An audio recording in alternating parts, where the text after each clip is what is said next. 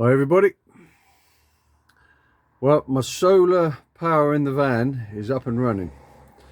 Now that is my Renogy Rover solar charge controller, and as you can see there,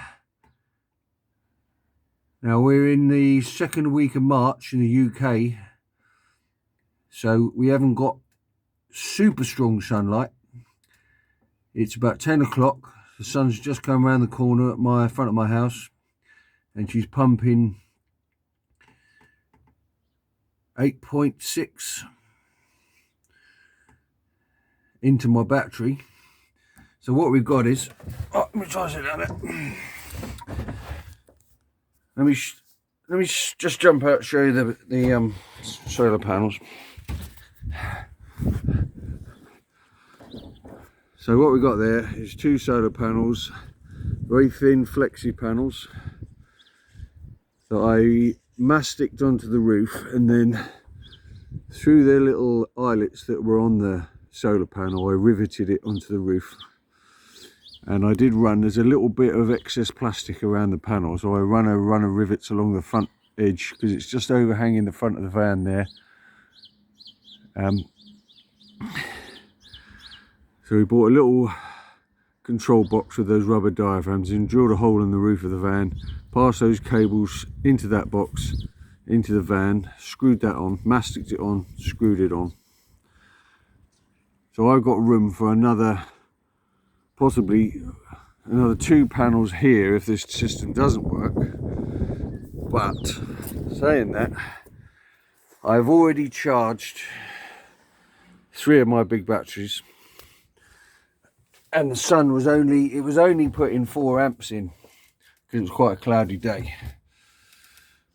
So there you've got the Renogy Rover compact controller. You've got a cut-off switch there if you want to isolate the solar panels from that. The wires come down and go into the inverter, and the red 240 battery charger is hardwired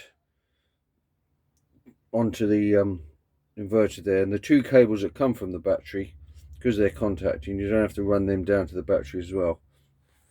So that cable runs off to the left. If the battery gets too low and I need to top it up with 240, I can plug that in. Down there on the floor, tucked underneath there, is my big 225 amp battery. So this controller here is a little bit hard to get used to. I really haven't had a fiddle with it to set the parameters up yet, but all I'm really interested in is how much juice is going into the battery and what condition the battery's in. If you can see there, the battery is at 100%. Now this machine, as that percentage drops, it does a bulk charge. On the percentage, this does everything. It does the bulk charge, trickle charge, and then it just looks after it. So it's really just a plug and go really.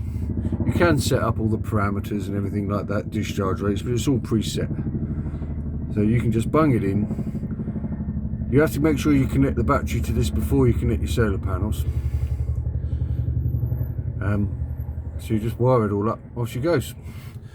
So on the side of your inverter, this one here, now I did speak about this a little bit before. It says there pure sine wave. Now that is the wave of your electric. Now we're in UK, we need to use the pure sine wave because in America they do a square wave. So things will work, but they start destroying the device if it's a bit complicated. I'm not an electrician. I don't know anything about those type of things.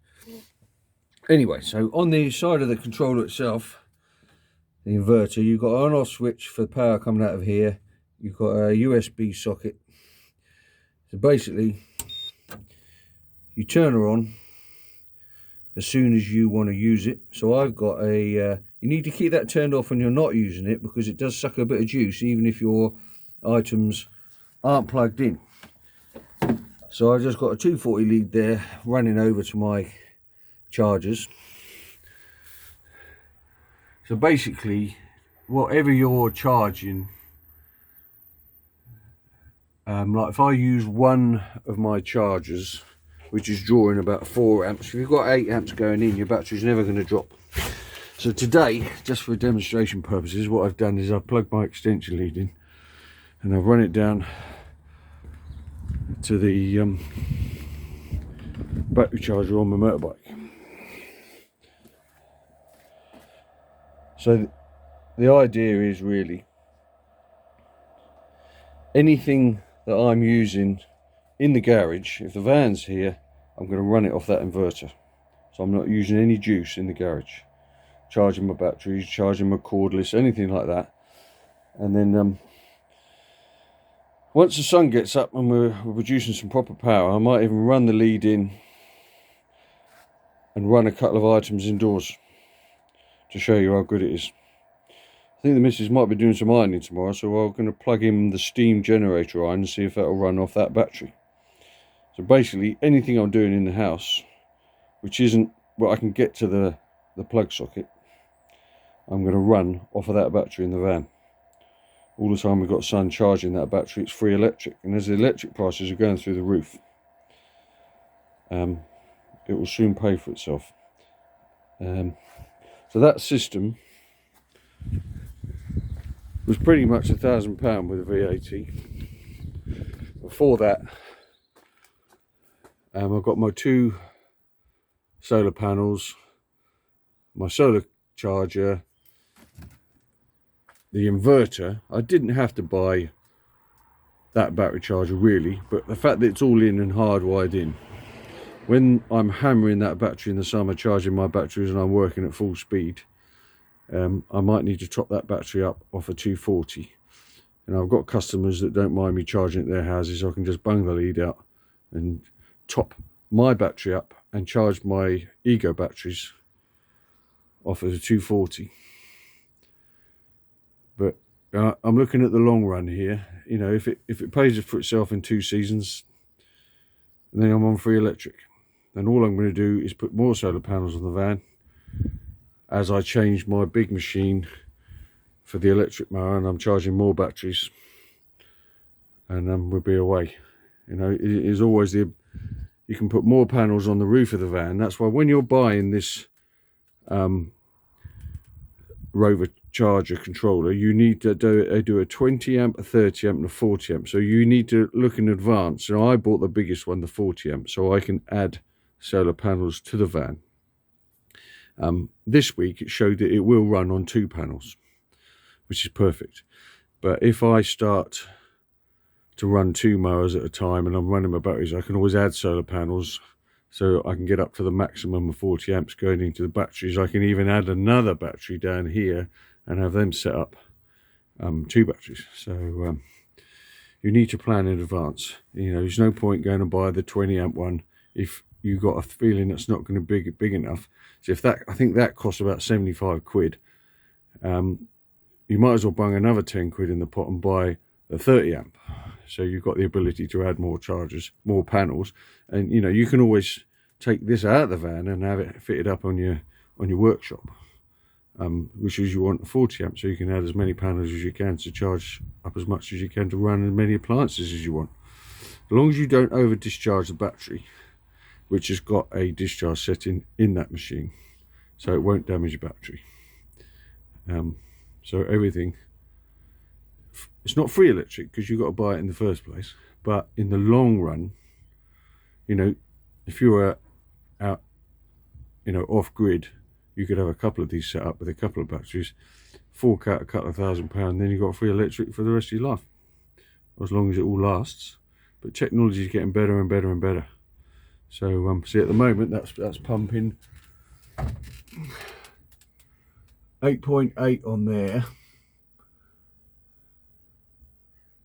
and I've got it charging my battery. So and today it is a little cloudy, you know, so in the summer it'll be interesting to see how much more juice that pumps into the battery as the sun gets hotter.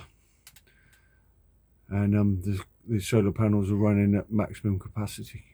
I think 2 panels are going to be fine for me, but we'll see. Anyway guys, any questions? I can't answer anything too technical. The main thing is that you have some big juicy cables running down to your battery, otherwise they won't put the power through. And the inverter comes with the return cables for sucking the big juice out. Okay guys, I'll answer any questions if I can. Subscribe if you like. Okay, bye.